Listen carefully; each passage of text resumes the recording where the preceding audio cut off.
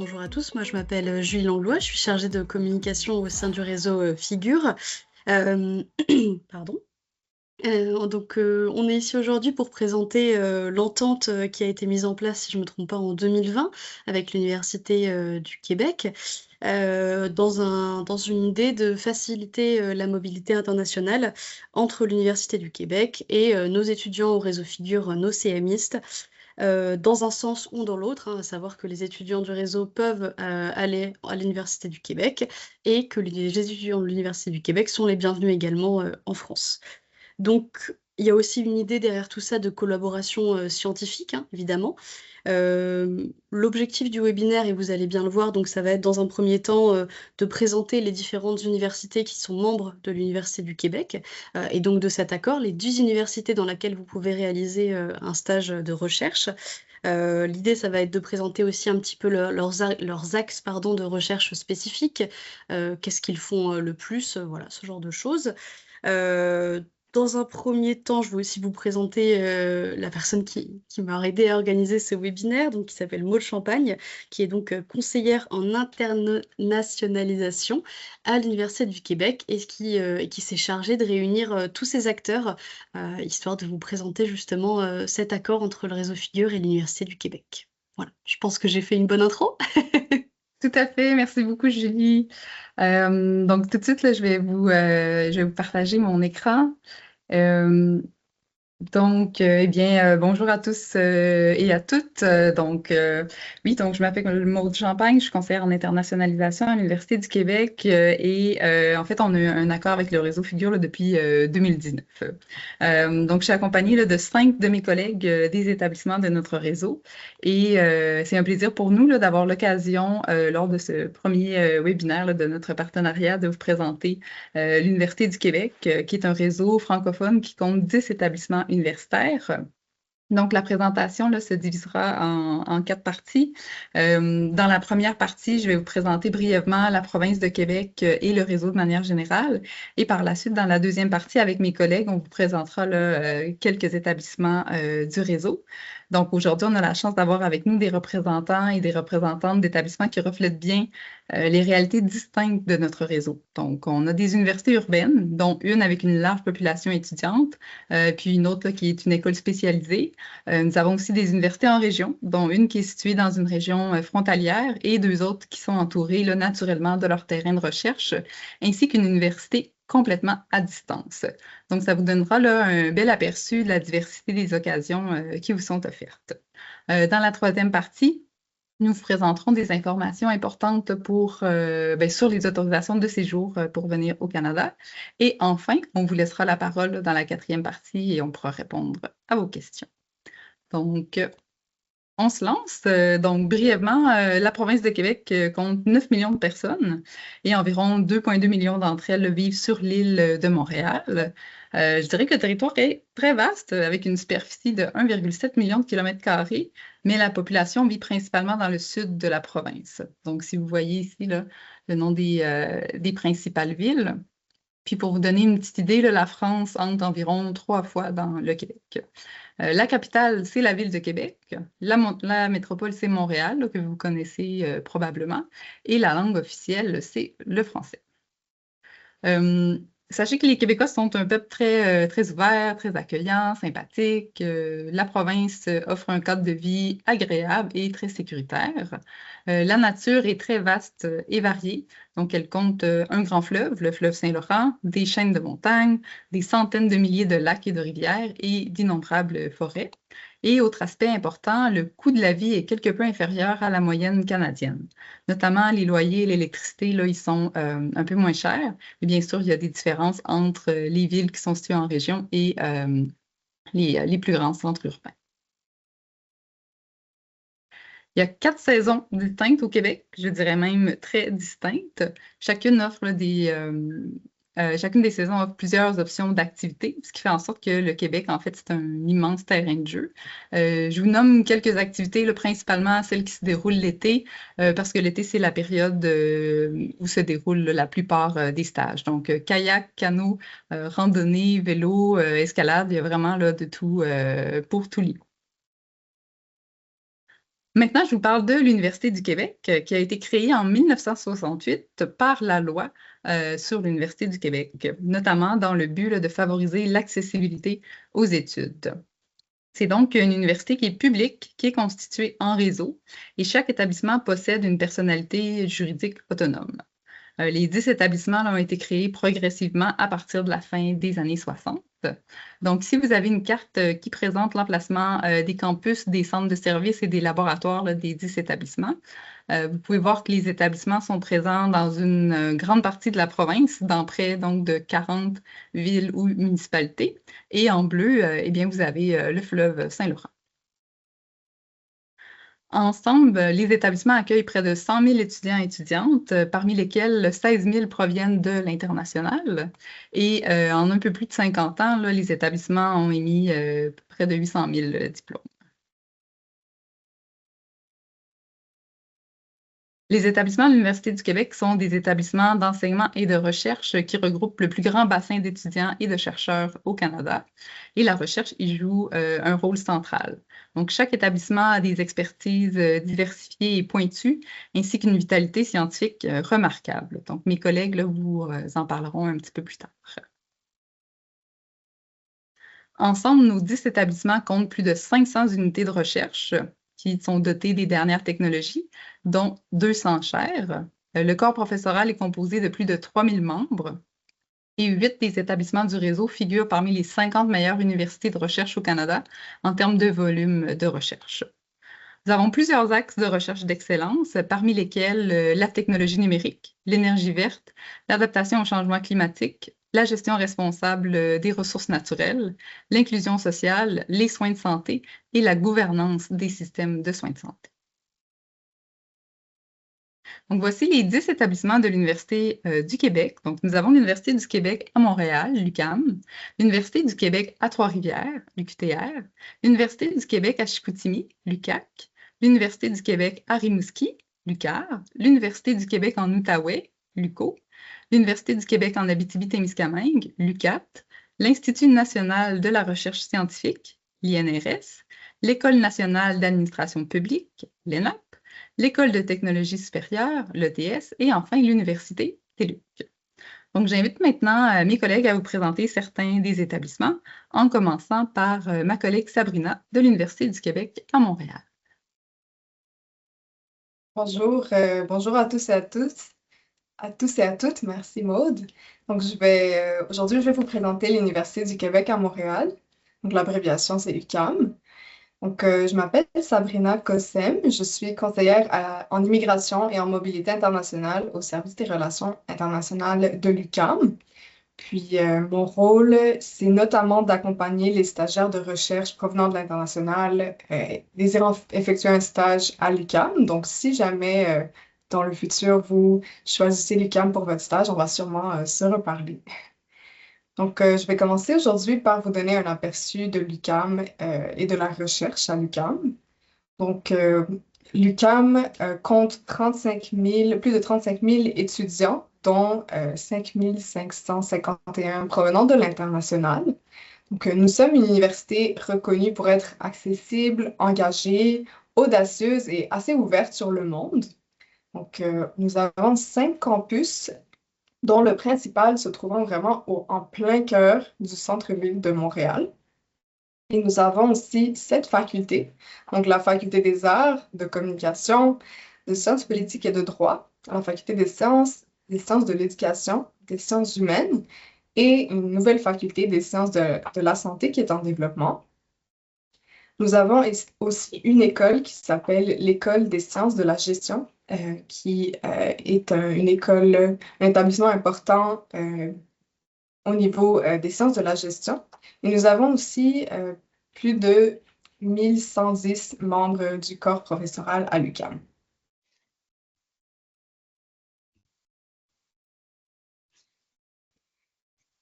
Donc, la recherche à l'UQAM occupe une place assez importante. Nous avons plusieurs pôles stratégiques en matière de recherche. Donc, pour vous donner une idée, nous avons le pôle en cognition, création et apprentissage, le pôle des enjeux territoriaux et défis environnementaux, Nous avons aussi un pôle en numérique, technologie et innovation, un pôle en gouvernance éthique et gestion responsable, un pôle sur les identités, les cultures et les sociétés, et un pôle sur la santé et le mieux-être. Donc, l'UQAM compte 132 unités de recherche, toutes variées, et nous avons également de nombreux regroupements et infrastructures de recherche et de création dans chaque faculté, ainsi que à l'École des sciences de la gestion, l'ESG. Pour l'année 2024-2025, l'UQAM, environ 78,7 millions de dollars ont été investis en recherche à l'UQAM. Et l'UQAM se classe 2e au Québec et 8e au Canada parmi les universités à vocation générale sans faculté de médecine en matière de recherche. Donc, vous avez la brochure sur la recherche à la faculté des sciences. Si jamais vous voulez visiter cette brochure, vous pouvez juste scanner le carré que vous voyez à l'écran. Donc, pour vous donner des exemples de projets de recherche à l'UQAM qui pourraient potentiellement, le type de projet qui pourrait potentiellement vous intéresser, nous avons un projet, par exemple, portant sur la mesure de l'impact environnemental, social et de gouvernance des grands projets d'infrastructures menés au sein de la chaire Infra-S sur la valorisation sociale des infrastructures. Nous avons aussi, par exemple, un projet sur l'évaluation de l'impact de la construction d'une route en milieu boréal sur les services écosystémiques rendus par les milieux humides, donc réalisé au sein de la chaire de recherche sur l'eau et la conservation du territoire. Donc, vous pouvez également scanner les codes pour plus d'informations sur ces exemples de projets de recherche. Au niveau de l'appui qui est fourni aux stagiaires de recherche provenant de l'international, donc vous aurez, si vous effectuez un stage de recherche à l'UQAM, bien sûr, l'encadrement de votre superviseur de stage, l'appui du personnel de laboratoire si votre stage se déroule en laboratoire. Vous aurez aussi une rémunération à la discrétion du superviseur ou de la superviseure de stage qui vous encadre, donc soit sous forme de bourse ou de salaire. Nous avons aussi des services de soutien, donc comme je l'ai mentionné, des services conseils en immigration fournis par moi-même.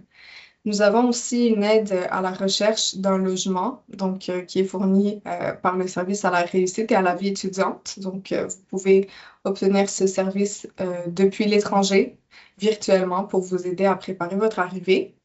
Et nous avons aussi des résidences universitaires selon la disponibilité. Donc, concernant finalement, pour conclure, l'environnement universitaire, donc vraiment, notre campus est en plein cœur du centre-ville de Montréal, donc c'est très dynamique, c'est très multiculturel. Nous avons un centre sportif qui vous est accessible. Nous avons une grande diversité de groupes, d'associations étudiantes et communautaires.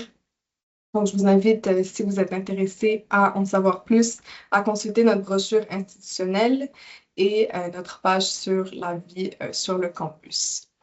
Merci. Je te remercie beaucoup, Sabrina. Maintenant, je vais vous présenter l'Université du Québec à Rimouski, l'UQAR. Donc, c'est une université humaine qui conjugue excellence et proximité, une université qui est engagée pour le monde. Donc, la situation géographique des deux campus de l'UQAR est privilégiée. Elle permet d'étudier des milieux naturels exceptionnels à quelques pas de centres urbains.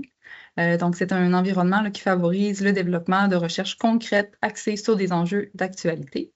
Je vous laisse lire à l'écran les différents départements de l'UQAR qui comptent environ 240 membres du corps professoral.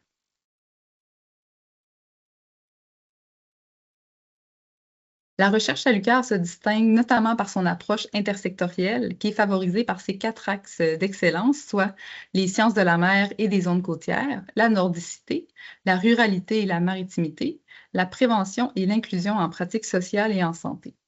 À ces 4 axes s'ajoutent 2 axes qui sont secondaires, donc l'intelligence et la transformation numérique appliquée, de même que les fondements et la conception de technologies et de matériaux. Forte de ses expertises, l'UQAR a reçu le mandat de gérer un réseau pan-québécois de recherche, le réseau Québec Maritime, ainsi que la portion québécoise de l'Institut France-Québec pour la coopération scientifique en appui au secteur maritime. En 2023-2024, l'UQAR a reçu 26 millions de dollars canadiens d'octroi en subvention de la recherche. Vous avez ici aussi quelques-unes de ces chaires, évidemment en biodiversité nordique, biologie intégrative de la flore nordique, écologie halieutique et géologie marine. Vous avez ici des informations sur les 2 villes où se trouvent les campus de l'UQAR, soit Rimouski, qui se trouve sur la rive sud de l'estuaire du fleuve Saint-Laurent, où les eaux douces du fleuve rencontrent les eaux salées de l'océan Atlantique, et Lévis, qui se trouve sur la rive opposée à la ville de Québec. Comme dans tous les établissements de l'Université du Québec, l'UQAR offre un encadrement individuel aux stagiaires et leur offre aussi différents services de soutien, par exemple pour les résidences universitaires, l'immigration, l'aide à la recherche de logement également. Je cède maintenant la parole à ma collègue de l'Université du Québec en Outaouais, Chantal. Oui, bonjour tout le monde. Alors, Chantal Bolduc, je suis à la direction des affaires internationales à l'Université du Québec en Outaouais. Déjà, notre diapositive est déjà périmée car on a maintenant 7500 étudiants qui ont été annoncés récemment. Alors, c'est ça, on est une université en forte croissance. On est situé sur 3 campus, un à Gatineau qui est quand Maud parlait sur la frontière. Donc, on est à côté de l'Ontario.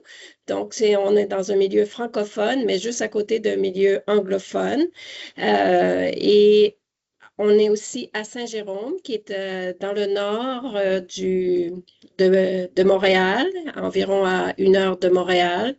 Et aussi à Ripon, qui est en plein boisé, où c'est notre Institut des sciences de la forêt tempérée.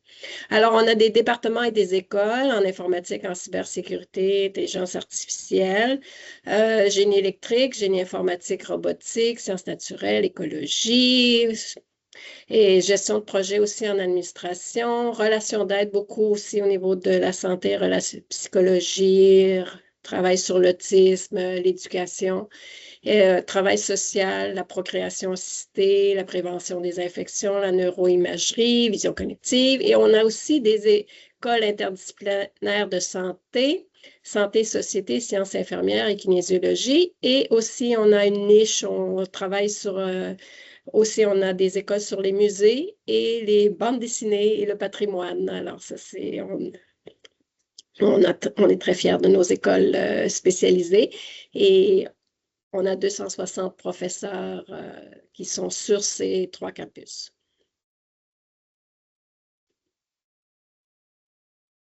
Est-ce que tu peux passer? Alors, on a 4 grands axes de recherche. Donc, gestion durable des ressources et réponse aux changements environnementaux, transformation, régulation et confiance numérique, santé globale, émancipation et inclusion sociale, démocratisation des savoirs, valorisation des cultures et de la justice. Nos chaires de recherche sont ils se entrecoupent une et l'autre. On travaille souvent le social et le technologique ensemble. Alors, on a 60 unités de recherche, et un institut important, l'Institut des sciences de la forêt à Ripon. On a une unité de mix de recherche en cybersécurité. On travaille donc avec un autre partenaire de l'Université du Québec, qui est l'Institut national de recherche scientifique sur la cybersécurité. On a des chaires UNESCO aussi en biodiversité et en démocratie. On a des chaires de recherche aussi du Canada dans différents domaines. Et on a 25 des groupes de travail qui travaillent beaucoup aussi à l'international avec la France et avec d'autres en informatique, cybersécurité, système, énergie, télécommunications, robotique et neuroimagerie. Alors, 1,5 million en octroi de subvention 2024-2025. Je ne sais pas si ça comprend toutes les subventions, mais ça comprend quelques-unes. Alors, on va passer à l'autre. Alors, nous, on appuie les stagiaires. Nos stagiaires sont des stagiaires de recherche, mais aussi de création. Donc, comme on a des écoles en art, on encadre bon, moi je suis responsable aussi des stagiaires, donc si vous venez chez nous, vous allez pouvoir me croiser. Et on a on a parfois des professeurs ont dans leur fonds de recherche de la disponibilité de fonds et offrent des bourses à discrétion aux personnes stagiaires. On offre du soutien en immigration. On a un conseiller en immigration, avocat qui aide chacun individuellement, chacun de nos stagiaires à trouver le bon système au niveau de l'immigration. On a des résidences universitaires qui sont maintenant en construction aussi. Alors, pour le moment, les places sont limitées, mais on espère qu'ils vont être plus accessibles bientôt. On a de l'appui informatique et aussi des ressources au niveau du bien-être, de la santé mentale des étudiants. Donc, on a beaucoup de ressources à ce niveau-là. Et on est nos 3 campus sont au cœur de la nature, vraiment, mais collés sur les villes en même temps. Donc, on est à côté d'un immense parc, le parc de la Gatineau, où vous pouvez faire de la randonnée pédestre. C'est vraiment magnifique à toutes les saisons de l'année. Et aussi, on a un centre sportif. On a plusieurs équipes de sport aussi. Vous pouvez aller voir des matchs de hockey de notre équipe de sportive contre l'UQAM souvent et contre d'autres. Et on a aussi un centre sport. On est très axé aussi sur le développement durable. Donc, on a des frigos partage, on a des jardins communautaires, des friperies gratuites, on a du recyclage partout. C'est vraiment... alors, on est très, très, très, très vert. Et on a un bureau aussi d'intervention et de prévention du harcèlement et au niveau qui aide aussi au niveau de la santé mentale. Alors bienvenue à l'UQO et on espère vous voir prochainement. Merci beaucoup, Chantal. Je vais maintenant donner la parole à Guillaume de l'Université du Québec en Abitibi-Témiscamingue.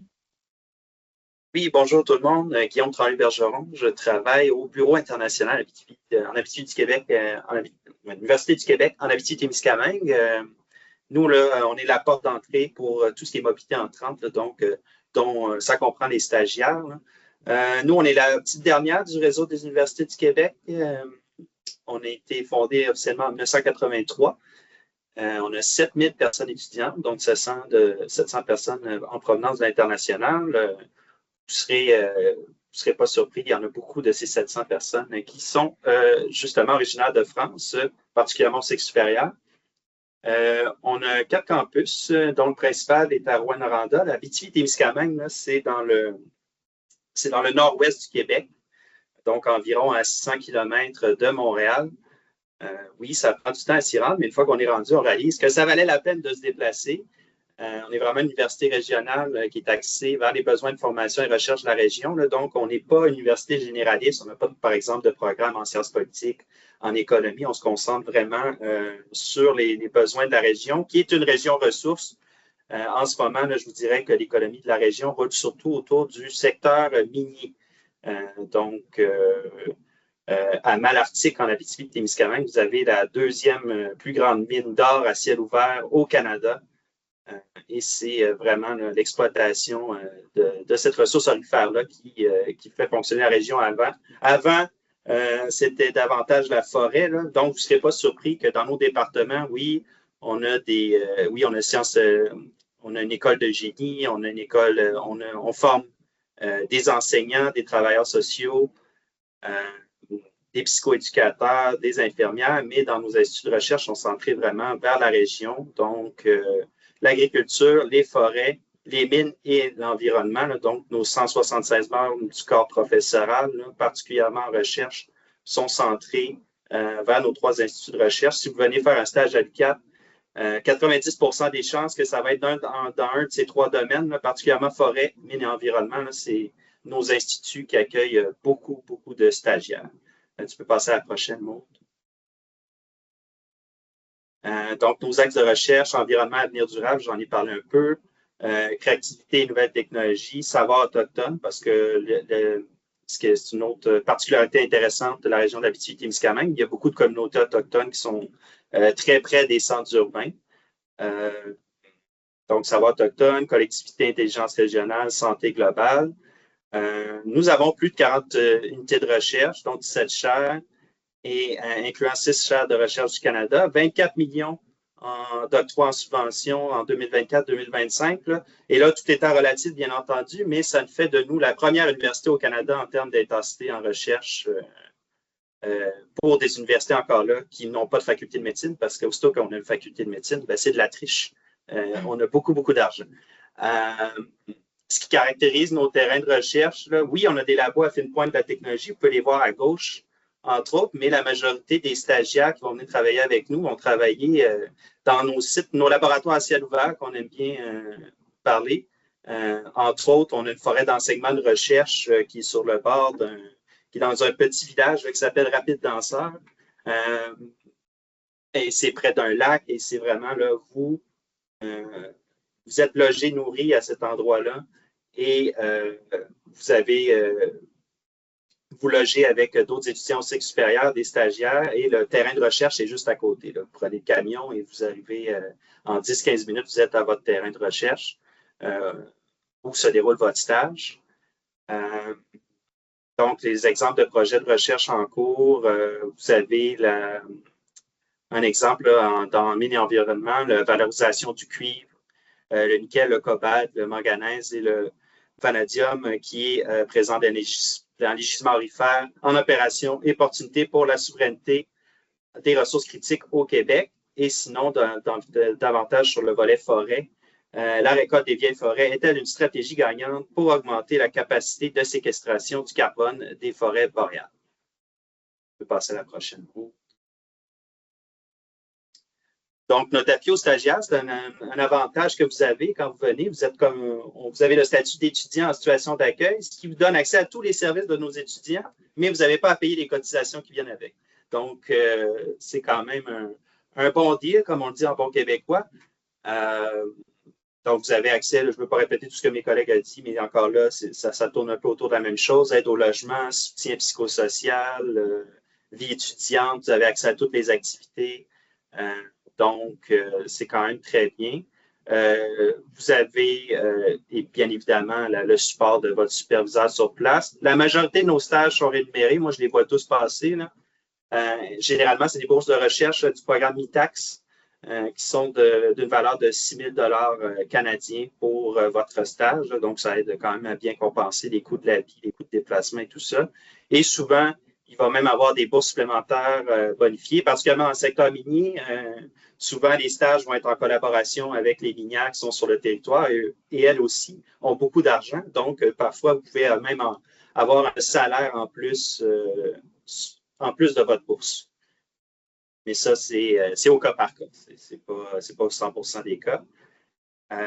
Les résidences étudiantes, comme j'en ai parlé tantôt, certains laboratoires, entre autres la forêt d'enseignement et de recherche du lac du Parquet, qui, je veux quand même le mentionner, qui est en collaboration avec l'UQAM,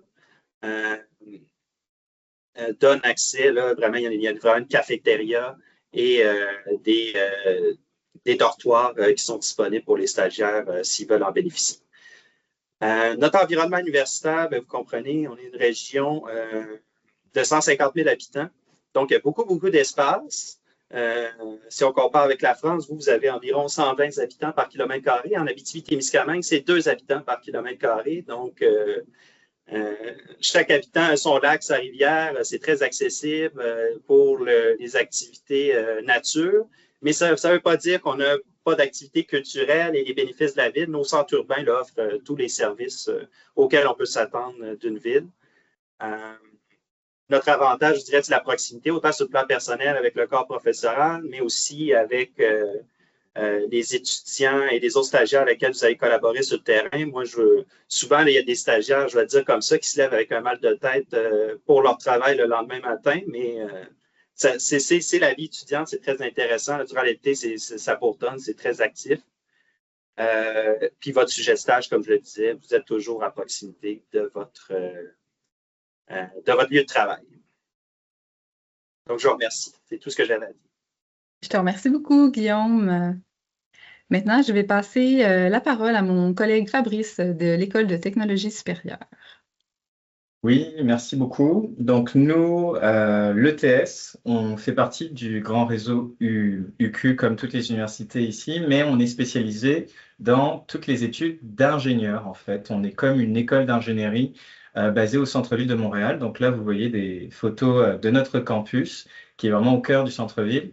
On a à peu près, nous, de notre côté, 12 000 étudiants, dont 4 300 étudiants internationaux. Et dans ces 4 300 étudiants internationaux, 48% en fait sont des étudiants français. Donc 12 000 étudiants, ça paraît beaucoup, ça paraît peu. En fait, on est surtout, comme je l'ai dit, on est une université vraiment monofacultaire. Donc c'est pour ça qu'on a d'étudiants par rapport aux universités qui ont une grande diversité de programmes. Par contre, on a vraiment tous les programmes liés à l'ingénierie. On a 3 campus. On a donc le campus principal qui se situe au centre-ville de Montréal, dans le quartier de Griffintown. On a un campus à Longueuil qui est en collaboration avec l'École nationale d'aérotechnique. Et en fait, c'est un campus qui est dédié à toutes les sciences en lien avec l'aérospatiale, l'aéronautique. Donc, sur ce campus-là, il y a vraiment des labos, il y a tout ce dont on a besoin pour justement faire des expériences en lien avec l'aérospatiale. Et on a aussi un campus à Saint-Marthe qui est un peu plus loin que Longueuil par rapport à Montréal et qui, lui, ce campus est consacré vraiment à tout ce qui est enjeux environnementaux, changement climatique. Donc en général, si parmi vous, il y en a qui sont plus intéressés par des domaines de génie mécanique, ils vont être plus intéressés sur les sujets d'aérospatial et donc le campus de Longueuil. Et ceux qui sont plus intéressés par tout ce qui est génie de la construction, génie civil, en général, ils aiment beaucoup le campus de Saint-Marthe où il y a des laboratoires ouverts, des laboratoires en milieu naturel pour justement tester euh, les enjeux de la recherche sur l'environnement. Donc, comme je l'ai dit, on est une université de technologie pragmatique. Donc, en fait, 100% des professeurs à l'ETS sont des ingénieurs ou d'anciens ingénieurs. On est vraiment une université qui se dit pratique.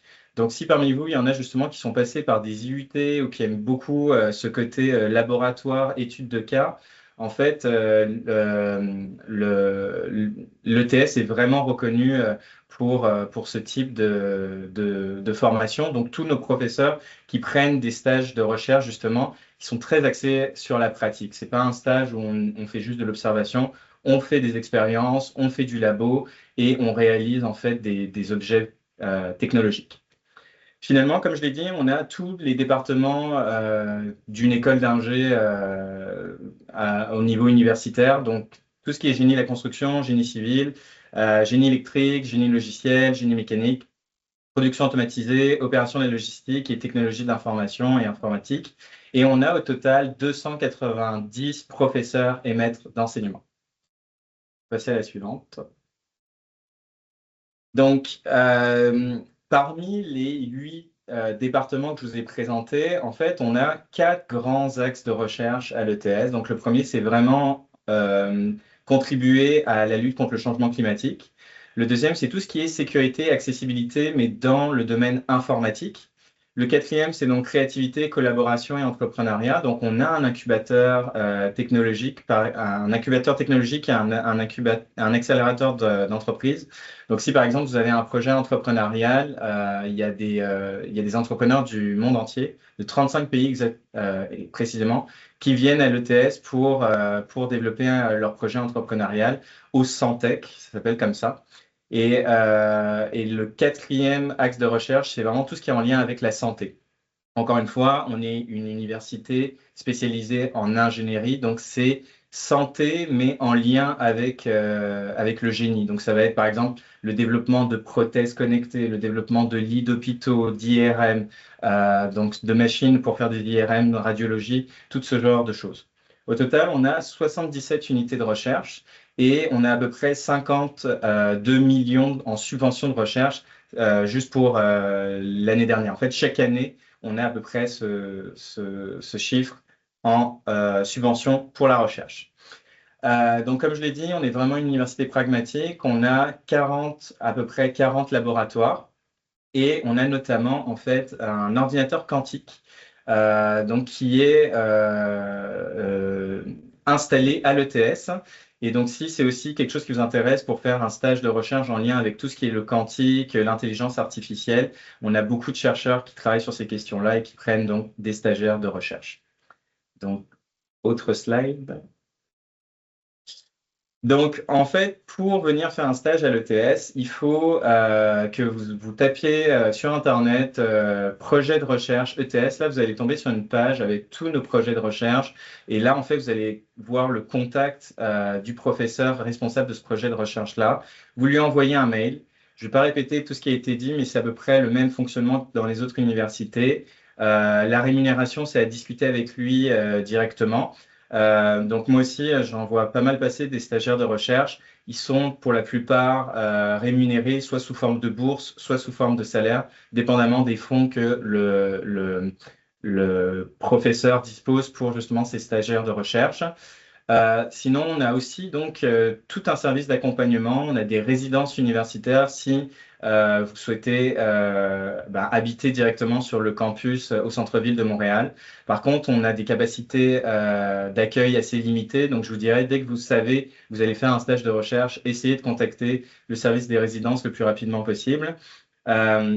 On a aussi donc des services d'accompagnement une fois que vous avez trouvé donc votre superviseur et que vous savez que vous allez faire un stage de recherche chez nous. On a des conseillères agréées capables de vous conseiller pour vos documents d'immigration pour que vous puissiez réaliser votre stage de recherche dans les temps. Et on a aussi donc des soutiens au niveau de la vie étudiante, au niveau donc de votre intégration chez nous, et vous êtes admissible en fait à ces activités-là.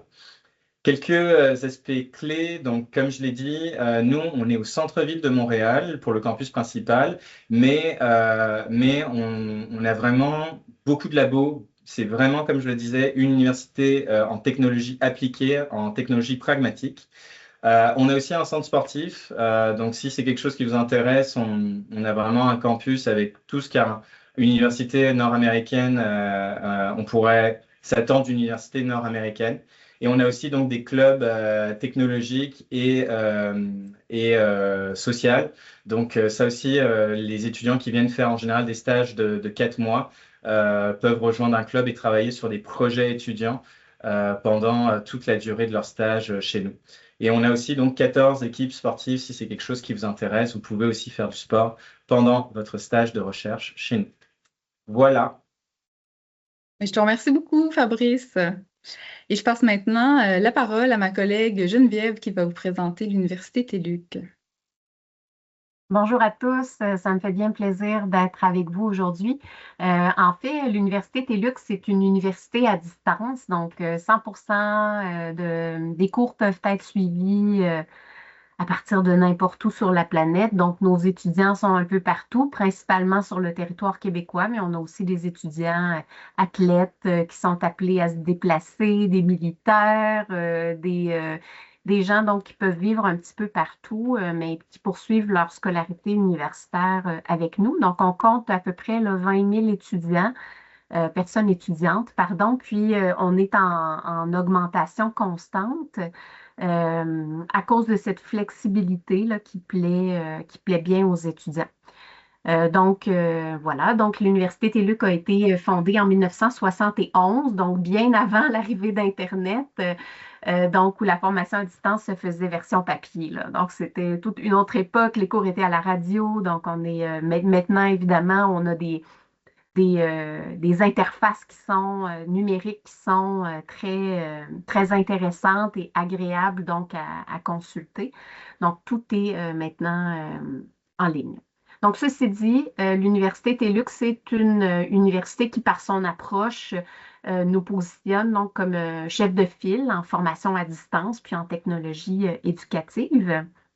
Puis, à la base de son engagement, l'Université TÉLUQ avait comme objectif de favoriser l'accessibilité du plus grand nombre à des études universitaires, et ce, peu importe leur situation personnelle, handicap, mère au foyer, personnes des Premières Nations. Donc, on pouvait accéder aux études, peu importe où qu'on soit. Donc, l'innovation pédagogique fait aussi partie de ces grandes forces parce qu'on doit constamment s'adapter aux nouvelles formes d'enseignement pour rester pertinent, pour rester intéressant aussi et à l'avant-garde. Puis, la recherche appliquée est aussi au cœur. Donc, bien qu'on soit un établissement à distance, on compte 130 professeurs qui font de la recherche et qui la font, je vous dirais, principalement à temps complet, parce que quand on est un professeur qui enseigne à distance, on enregistre son cours.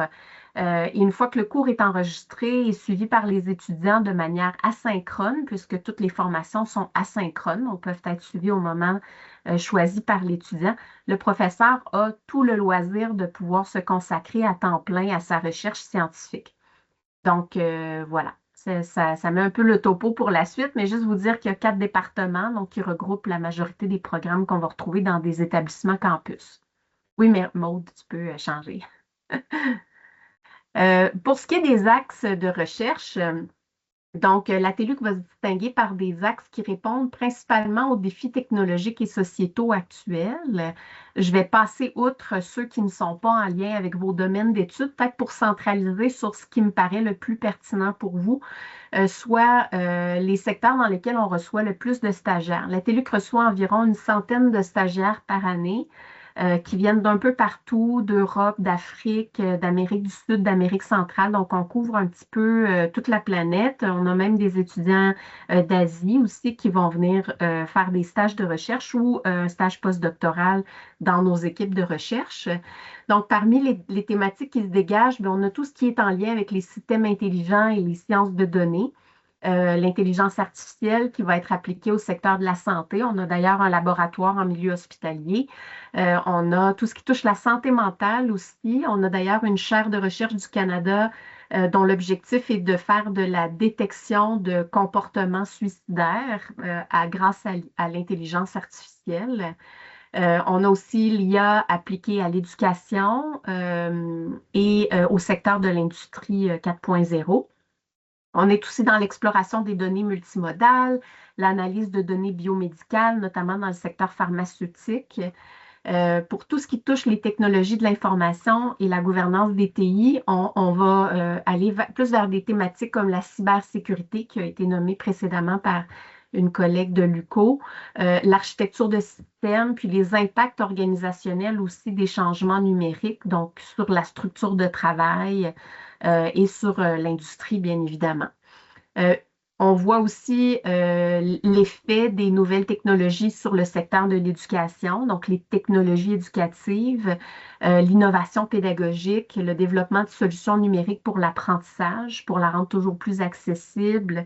On a des professeurs qui se spécialisent dans le game design, la ludification à travers, donc par l'usage des technologies.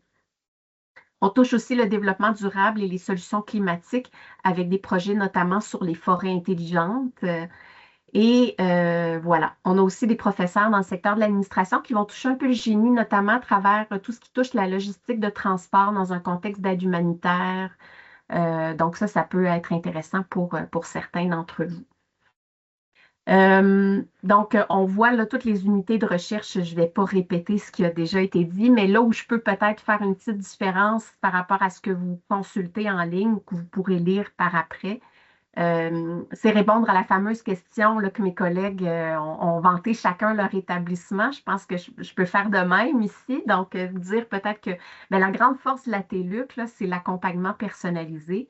Moi, je suis la conseillère qui est affectée spécifiquement à la mobilité entrante. Donc, on n'a pas d'étudiants internationaux. On en a quelques-uns dans un programme de doctorat en informatique cognitive. Mais sinon, mon temps de travail est consacré beaucoup à l'accueil de nos stagiaires et de nos stagiaires postdoctoraux. Donc, on essaie de créer des événements pour favoriser une vie, un milieu de vie qui soit agréable pour nos stagiaires. Donc, en choisissant la TELUC, même si on n'a pas de campus étudiant, on n'est pas une université qui recevons des étudiants, nos stagiaires travaillent directement avec les professeurs, avec les chercheurs, avec les équipes de développement. Donc, ça devient un peu nos collègues. Les stagiaires deviennent nos collègues de travail. Ils viennent physiquement dans les bureaux, donc ils sont immergés quand même dans un contexte professionnel qui est réel, puis ça leur permet de découvrir la culture québécoise, bien évidemment. Et puis, à travers les stages, vous avez quand même accès là, à des projets de recherche qui sont appliqués. J'en ai nommé quelques-uns, là, je ne vais pas me répéter. Donc, voilà. Alors, je pense que j'ai tout dit. Je fais même du ski de fond avec les étudiants. Donc, ça peut- je vous laisse la parole, ma chère Maude. Ben, merci beaucoup, Geneviève, très apprécié. Donc maintenant, on a fait le tour là, de 6 établissements. On va passer aux autorisations de séjour pour effectuer un stage de recherche au Canada. Donc, je vais céder à nouveau la parole à ma collègue Sabrina. Merci Maude. Oui, donc bonjour tout le monde. Donc, je vais vous présenter maintenant les autorisations de séjour pour effectuer un stage de recherche au Canada. Tous les établissements ont un service conseil en immigration, comme ça a été mentionné, mais donc aujourd'hui, on va juste voir un aperçu des différentes options et procédures dépendamment de votre stage de recherche. Donc, le principe général à savoir, c'est que pour réaliser un stage au Canada, qu'il soit rémunéré ou non, c'est considéré comme un travail. Donc, il vous faudra soit un permis de travail, soit une autorisation de travail. Donc, on va voir ces deux options-là plus tard. Et c'est important aussi de savoir que, et ce nom-là va revenir souvent si vous décidez de faire un stage de recherche au Canada, l'autorité responsable d'émettre les autorisations d'immigration au Canada dans le cadre d'un stage de recherche, c'est Immigration, Réfugiés et Citoyenneté Canada, et on réfère à cette autorité comme étant IRCC. Voilà. On peut passer à la prochaine diapo. Donc, vous aurez soit besoin d'un permis de travail, soit d'une autorisation de travail, et cela va dépendre de la durée de votre stage. Donc, si vous faites un stage de 120 jours ou moins, donc vous pouvez bénéficier d'une dispense de l'obligation d'avoir un permis de travail. Donc, c'est une autorisation, en fait, qui vous permettra de travailler sur le territoire canadien pendant 120 jours au maximum. Et c'est une autorisation spéciale pour les chercheurs. Donc, elle se demande, en fait, à l'arrivée au Canada, sur le territoire canadien, donc au point d'entrée. Donc, vous demanderez à l'agent frontalier, à votre arrivée, cette autorisation de 120 jours comme chercheur. Toutefois, il faut avoir le droit d'arriver sur le territoire canadien, donc ça prend une autorisation. Donc, pour arriver sur le territoire canadien, il y a deux façons, deux options pour les gens qui arrivent en avion. Donc, la première option qui va s'appliquer aux personnes qui ont un passeport français, c'est l'autorisation de voyage électronique, l'AVE. Donc, c'est une autorisation qui se demande en ligne à IRCC. Ça prend quelques minutes à obtenir, ça coûte 7 canadiens, donc c'est assez facile. Et puis, c'est une autorisation électronique liée à votre passeport digitalement, donc vous allez simplement voyager avec votre passeport et avoir le droit d'arriver sur le territoire canadien. Pour les autres personnes, parce que il pourrait y avoir des personnes qui n'ont pas de passeport français, donc dans ce cas, dépendamment du pays de nationalité, vous pouvez aussi avoir besoin d'une AVE, mais sinon, ce sera un visa de résident temporaire qu'il vous faudra. Donc, ce visa, il va devoir être demandé en ligne à IRCC. C'est un processus pas mal plus long qui peut prendre des semaines à des mois. Donc, je vais vous inviter en fait à visiter le site d'IRCC pour déterminer si vous avez besoin d'une AVE ou d'un visa de résident temporaire, dépendamment de votre pays de nationalité. Donc, vous avez le code, vous pouvez avoir accès à la page en prenant en photo le code qui se trouve à l'écran.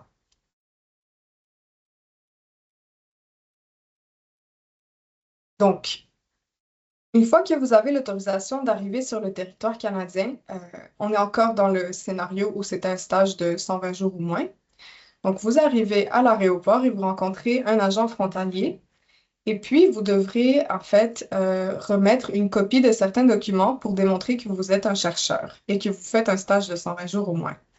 Donc, vous allez pouvoir présenter la lettre d'invitation officielle de votre superviseur de stage qui va mentionner la nature du stage, la durée du stage, votre qualification en tant que stagiaire de recherche, votre implication et votre plus-value au projet de recherche. Donc, vous allez devoir présenter cette lettre. Aussi, vous présenterez votre convention de stage si jamais vous en avez signé une. Vous présenterez aussi vos diplômes, si vous en avez, votre relevé de notes, votre attestation de scolarité et tout autre document qui va démontrer votre expertise. Donc, par exemple, un CV, une lettre de recommandation, des documents qui démontrent l'excellence académique. Donc, si la demande d'autorisation est acceptée au point d'entrée, ce que vous allez recevoir, c'est une fiche de visiteur. Donc, une fiche de visiteur qui vous permet d'entrer sur le territoire canadien, mais avec une particularité. Sur la fiche, il sera inscrit que vous avez le droit de travailler comme chercheur pendant 120 jours. Donc, cette fiche, elle n'est pas automatiquement délivrée par tous les agents frontaliers. Donc, moi, mon conseil, c'est vraiment de la demander explicitement et de vous assurer qu'elle vous soit remise parce que, par exemple, c'est ce qui va vous permettre d'avoir un numéro d'assurance sociale puis de recevoir une rémunération.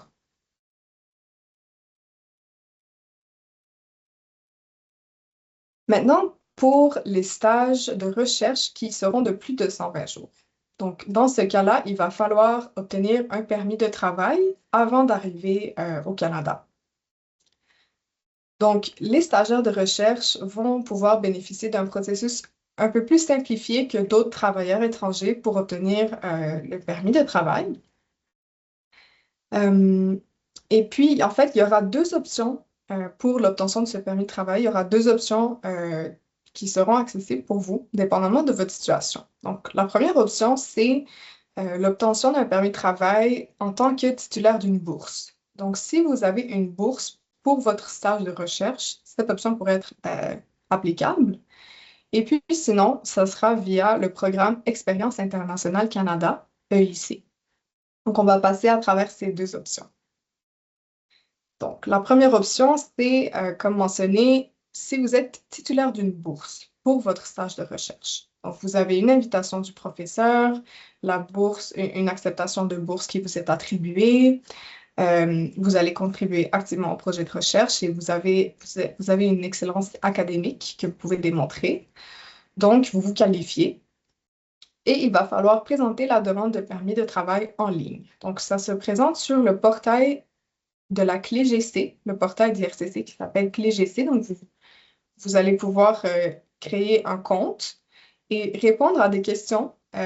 Comme vous voyez à l'écran, ça c'est un exemple en fait des questions auxquelles vous allez devoir répondre. Donc, sur votre séjour au Canada et des informations sur vous en tant que demandeur. Puis, le portail va générer en fait une liste de documents que vous allez devoir téléverser pour présenter votre demande. Il y a un élément très important par contre à savoir, c'est que pour bénéficier en fait de ce permis de travail en tant que titulaire de bourse, il va falloir faire une démarche avec votre université québécoise d'accueil pour qu'ils vous émettent un numéro d'offre d'emploi que vous allez devoir inclure dans votre demande de permis de travail. Donc, important à garder en tête. Donc, vous allez ensuite, après avoir téléversé les documents, payer les frais de la demande en ligne et soumettre votre demande. Et ensuite, IRCC va communiquer avec vous au sujet des différentes étapes à accomplir pour traiter votre demande. Notamment, vous allez devoir aller faire prendre vos données biométriques. Donc, on parle des empreintes digitales et de votre photo. Et puis, si tout se passe bien, votre demande va être acceptée. Vous allez recevoir une lettre qu'on appelle la lettre d'introduction dans laquelle IRCC approuve votre demande. Et vous allez pouvoir voyager au Canada. Bien sûr, assurez-vous que votre passeport est valide au moment de la demande pour la durée de votre séjour. Vous voyagez au Canada et à l'arrivée à l'aéroport, vous fournissez la lettre d'introduction à l'agent frontalier et c'est à ce moment-là que vous recevrez votre permis de travail en tant que tel. On peut passer à la prochaine diapo. Donc, la prochaine diapo, c'est sur la deuxième option dont je parlais, donc Expérience internationale Canada. Donc, c'est un programme qui existe en vertu d'entente entre le Canada et certains pays. pour la mobilité des jeunes. Donc, ça s'adresse aux personnes qui ont entre 18 et 35 ans. Et la France bénéficie de cet accord avec le Canada. Donc, via Expérience internationale Canada, si vous vous qualifiez, il y aurait 2 façons d'obtenir un permis de travail pour effectuer votre stage de recherche.